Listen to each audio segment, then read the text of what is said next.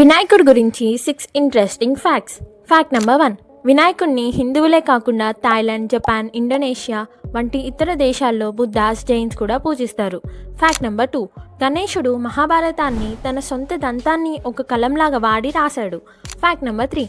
హిందూ సాంప్రదాయంలో ఏ పనైనా లేదా పూజనైనా స్టార్ట్ చేసే ముందు గణేశుడిని పూజించడం ఒక ఆచారం. అందుకే ఏ కొత్త పని స్టార్ట్ చేసే ముందు శ్రీ గణేశ అని చెప్తాము, ఆ పని మధ్యలో వచ్చే అడ్డంకులు తొలగించడానికి.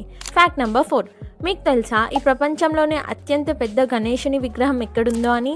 అది ఇండియాలో కాదు, అది థాయిలాండ్లో ఉంది. దాని పేరు ఫ్రా ఫికానెట్. ఇది గణేశుని థాయ్ పేరు.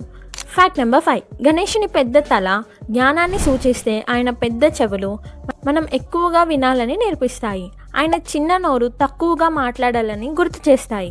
Fact number 6. గణేశుడు ఒక చిన్న ఎలుక మీద ఎక్కి తిరుగుతాడు.